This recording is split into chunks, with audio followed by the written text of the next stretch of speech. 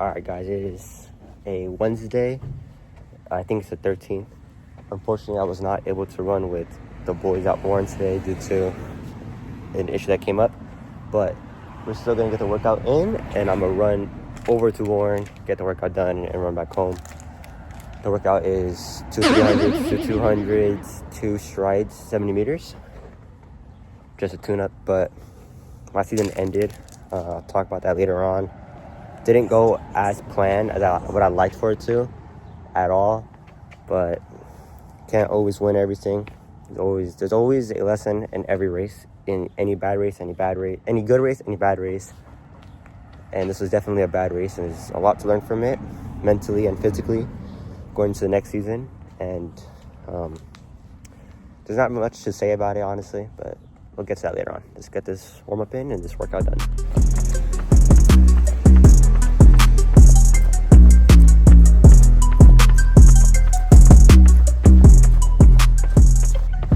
Alright, so workout is done.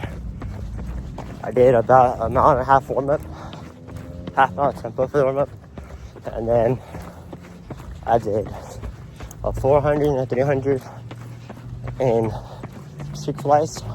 Correction, a 400 and 200 in streak flies, and then I got into my spikes and did a 300, and then I did 4 200s with the spikes. Now I'm on a mile and a half cooldown heading home.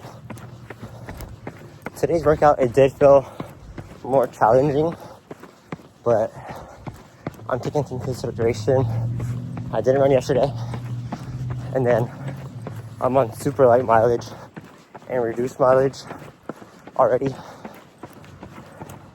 It's also not the time I typically run at. I was also alone. I mean, it's not like excuses and whatever, but everything has a factor into how the workout went. And for me, those are some of the factors I dealt with. And running alone is honestly something that's not very fun. So if you have an opportunity or a chance to run with someone, the team, even though someone's on the bike with you, I'll say take it.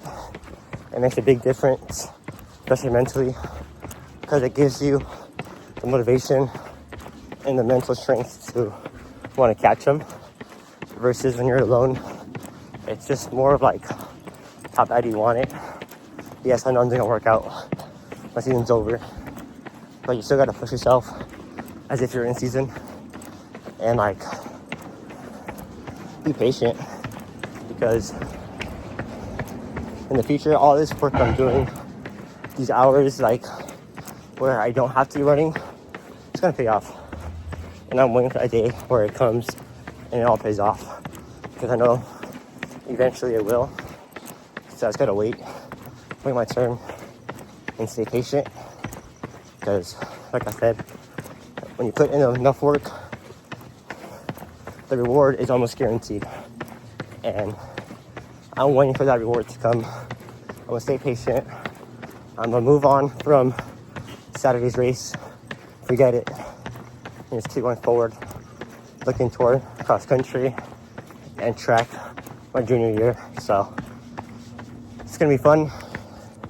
Got camp coming up in about a month, 2 months we have camp, and then cross starts.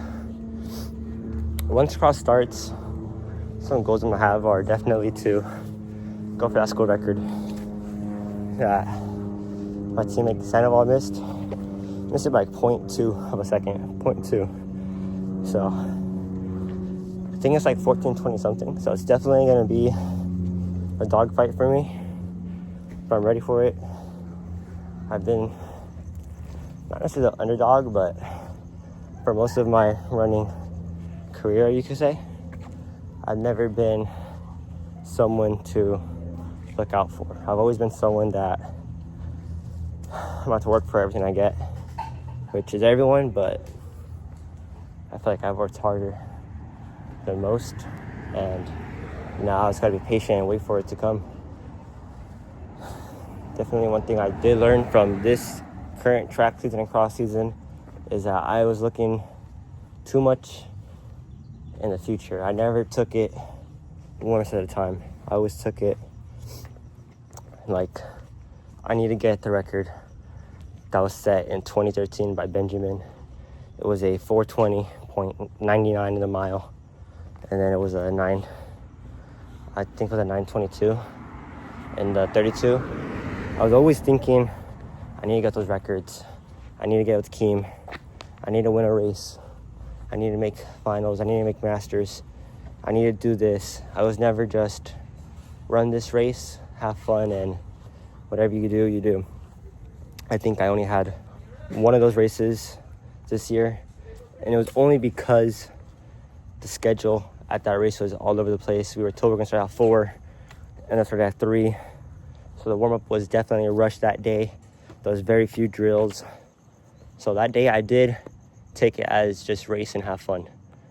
I almost PR'd that day, and I literally jogged off the line. So definitely I think that the days where I'm more calm and just go out there and race, I could do better, versus the days where I tell myself, you need to get the record today.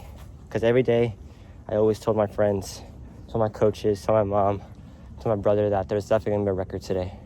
That I was going to put up 2 records, that I wasn't going to just give up in the race. And I never really did give up. Never. I never told myself, you could jog in now. You're done. Like, you went out there, you gave it your all, and you came up short. I never told myself, jog in. I always told myself, no matter what, you're going to run through that line. If you have 50%, you're going to give all 50. No matter what, I made sure to give it my all. And I feel that I was redlining it a little too much. I feel that I've been redlining it since camp, since the summer, honestly. Trying to stay up there with Keem, trying to prove to the coaches, and honestly trying to prove it to myself that I am worthy of a varsity spot year-round. Because it's hard, when you got guys going 4 flat at other schools. You got your teammate running sub 4:20, you got your teammate going 9:17 in the 2 mile. It's hard to really make it seem that you stand out when you have guys like that going against you. And one thing I could say and will say to you is just trust yourself, trust your training, make sure you trust your coaches, and be thankful for the teammates you have.